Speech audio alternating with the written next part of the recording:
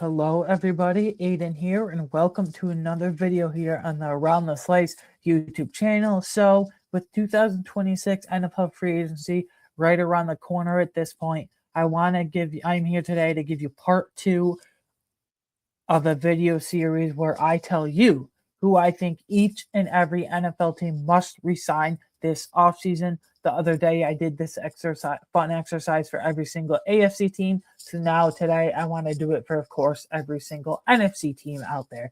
So let's get right into it. This is not really considering potential contract values or considering potential price points of these players. It's more about combining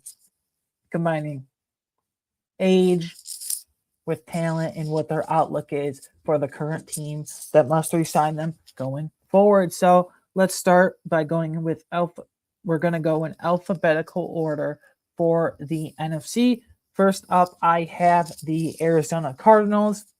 There is not much here that they need to worry about, which is a good thing because they have a new head coach in Mike LaFleur, Matt LaFleur's younger brother, and they have a whole new staff. So there's a lot of players that the new regime, new scheme, and new coaching staff as a whole probably isn't going to necessarily be fans of from the old coaching staff of Jonathan Gannon and company. But the one position that I think is the strength of a weak Cardinals defense is the safety position. And I think they need to bring back and re-sign safety Jalen Thompson to keep that veteran safety duo intact of Budda Baker and Jalen Thompson. Arguably, the one spot that isn't a hole on their defense is safety. Keep it together. Next, the Atlanta Falcons. This one is very cut and dry. It's tight on Kyle Pitts. I do expect them to place the $16 million franchise tag on him and they get a 3 or 4 year extension done after that. Number one, I don't think people understand how Kyle Pitts is still. But number two, Kyle Pitts legitimately had 2025 NFL season all-pro caliber year this past season. I don't think people really realize. They talk about Trey McBride, but Kyle Pitts was right there with them in terms of production in all categories, every facet that you want to think of.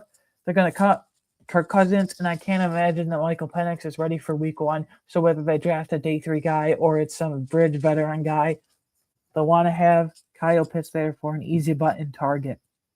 Next, Carolina Panthers. There's actually a few different notable free agents they have across the offensive line. 3 of them being guard Brady Christensen, center Austin Corbett, center Cade Mays. Kind of tossing Christensen to the side. I'm really focusing in on these 2 centers. It's a toss-up between Austin Corbett and Cade Mays for who you must bring back, in my opinion. And I'm telling you right now, I'm going with the younger, more higher upside tools guy in Cade Mays. I think Cade Mays is a really underrated center across the league. I think it's time to move on from Austin Corbett. And that's a pretty damn good offensive line as is. But Austin Corbett's steady declined over the last year or two, if you ask me. So Cade Mays is the higher upside younger center. So we're going to go with Mays. Next, Cincinnati Bengals, the AFC. Next, Chicago Bears. They have over half the secondary is a free agent. They have a free agent corner in Nashawn Wright, and then they literally have 3 free agent safeties in C.J. Gardner-Johnson, Jaquan Brisker, and Kevin Byard. To me, do you prioritize the younger, more athletic safety in Jaquan Brisker, or do you prioritize the cheaper veteran in Kevin Byard? Considering he'll be cheaper, I think I'm going to go with they must re-sign Kevin Byard. The Bears are really good at finding day 3 defensive backs, and this is a pretty damn stacked safety class, so maybe they can take like a Dylan Thieneman at the back end of the first round from Oregon, or Emmanuel McNeil-Warren is getting a ton of hype right now, safety at Toledo, someone like that. But I think they got to bring back Kevin Byard, and I think a veteran presence for a most part really young defense that would do wonders for them. So that's a necessity.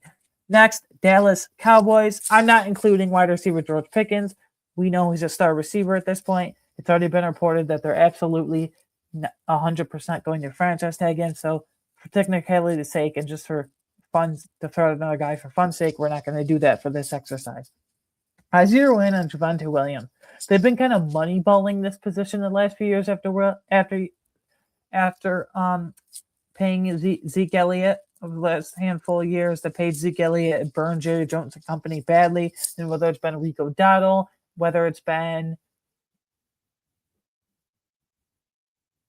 they tried it with Miles Sanders,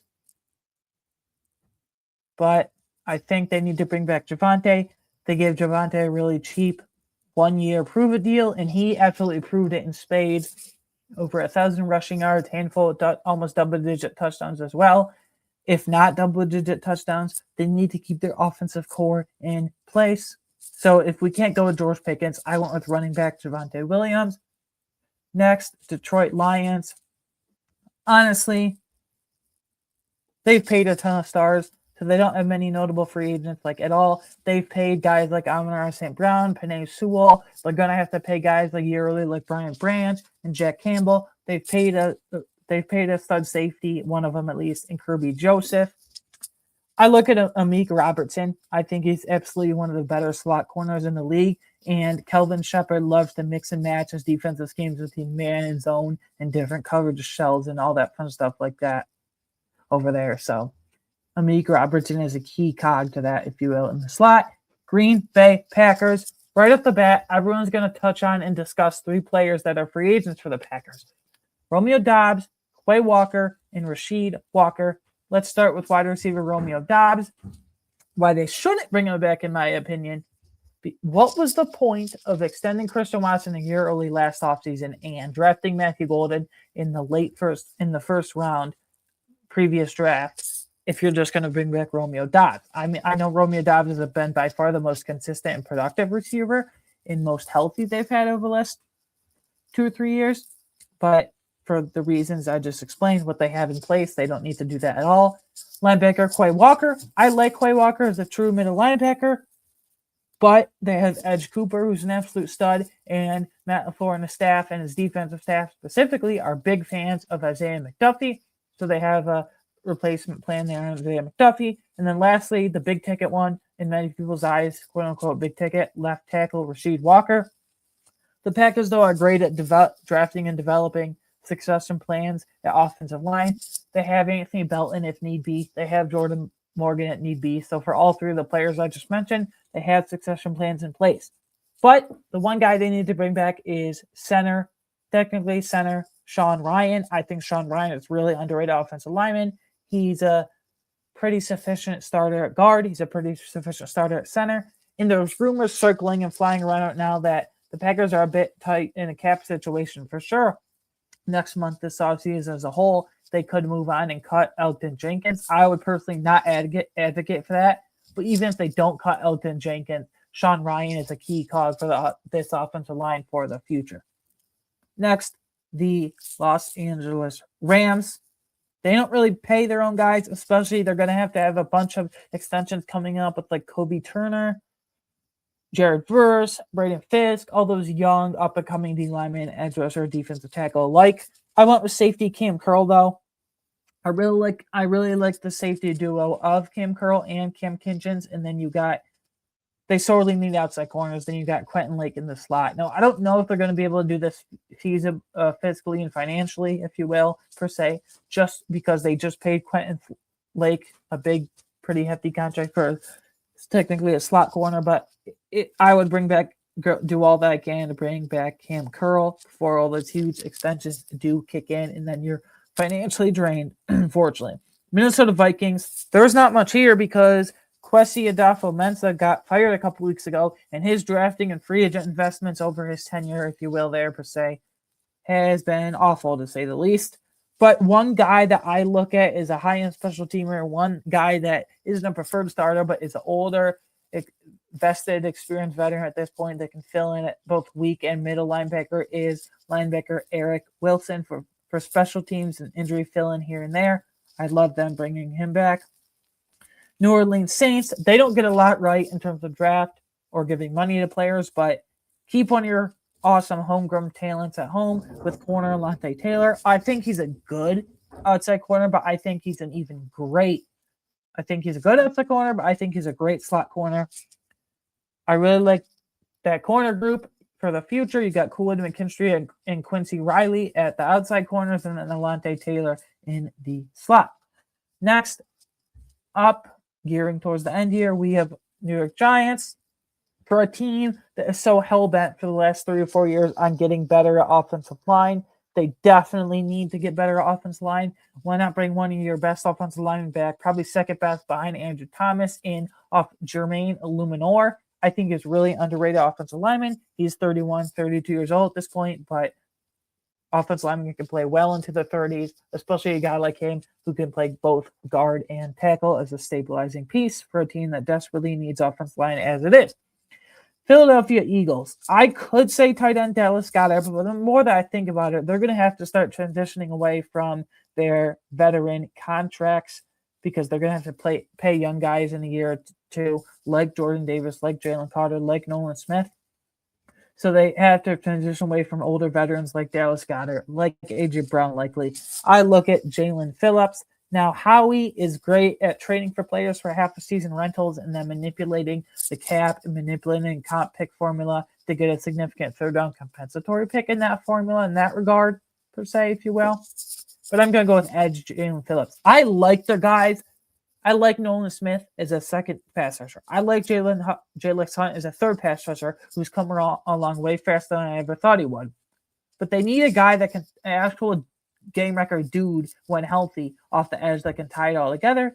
Enter Jalen Phillips. And if you bring him back, you don't need to draft a guy in round one like it's been mocked recently in mock drafts. San Francisco 49ers. This is very cut and dry. Wide receiver Juwan Jennings. Ricky Pearsall unfortunately couldn't stay healthy this past year after being literally shot in the offseason year one as a rookie, and then year two he had his own PCL sprain thing going on, which is way worse than any of us thought. George Kittle is going to be 32, 33 even, I'm thinking, October, and he's coming off a torn Achilles. That might be over the hill done with, unfortunately. A possession-style receiver like Juwan Jennings for a receiver room that's going to be depleted when they inevitably cut Brandon Ayuk within the next few weeks. They need to bring back Juwan Jennings as their second receiver. Hopefully, Ricky Pearsall bounces back as well. Seattle Seahawks. They have a ton of guys coming off of rookie contracts that have contributed. Rick Woolen got benched in the beginning of the year, then came back stronger than ever, and he was awesome. Kobe Bryant, safety running mate, but I feel like they can let him walk because they have Julian Love that could play next to Nicky Manwari. They have Josh Jobe, who was a journeyman after bouncing around and getting cut by the Eagles a couple different times. Specifically, mainly, he was great for the Seahawks, so he'll probably be the cheapest. But not considering price point, the one talent I would want to lock in and bring back is Kenneth Walker. Zach Charbonnet tore his ACL in mid-January this past season, divisional round. Who did they play divisional round? I can't remember, but bottom line, divisional round on the way to the Super Bowl, so he'll miss a majority, if not all, of next season. This might be a personal bias fantasy football thing talking in me, but I love Kenneth Walker. I have his entire career. I think people underrate his receiving ability immensely, and he's explosive as they come. Sure, you're going to have to deal with some of the poor vision issues and short yardage and goal line situations, but that doesn't, who cares when you can rip up a 50-yard run at literally any given moment, damn near. So next, Tampa Bay Buccaneers, Mike Evans. On paper, they have a stacked receiver room with Emeka Egbuka, with Jalen McMillan, J-Mac, and with Chris Godwin, whether they like it or not. Nowadays, 30, going on 31 years old, they can't get out of that contract whatsoever. But bring back Mike Evans. I don't care the price point. This isn't any 33-year-old receiver. This is a future first ballot Hall of Famer, Mike Evans. I think Emeka Egbuka still needs to learn from him, so bring back Mike Evans. Finally, we have the Washington Commanders. There's barely anything at all guys to be concerned, even remotely worry about here. Because they have, to put it bluntly, guys, they have a lot of old, expired skill set players that they really need to start transitioning and moving on from, specifically on the defense side of the ball. But the one guy that I still think is really good, the one guy that I can still think is really contribute at his old age is linebacker Bobby Wagner. Ideally, you have, at least for this year, Frankie Louvu and Bobby Wagner in 2026. And then in the 2026 NFL draft, since the linebacker class is stacked in the draft, has rookies, draft one of those on day 2, second or third round, that is specifically, or maybe you draft a stud like Sonny Styles, 7th overall. Conversation for another day, but that's an option for sure. they need to transition away from a lot of their older veterans on the defense side of the ball. The one guy that can still contribute and give them juice is linebacker Bobby Wagner. Anyways, guys, that's it. There's the 2-part video series. Every single one free agent, every single NFL team must bring back this, must re-sign this offseason. AFC check, all 16 AFC teams check, all 16 NFC teams check, which means add up all 32 NFL teams check. Anyways, guys, you can follow me on Twitter at awanger13 if you want any instant reactions to any free agency news, any trade market buzz, any fantasy football takes and thoughts. Follow me over there. Again, Twitter/X at awanger13. Please like and make sure you are subscribed as we continue to roll out this awesome, exciting free agency content with you all. And yeah, I hope you have a great weekend. I hope you have a great weekend, and thank you for the support as always. I will see you on the next one. Goodbye.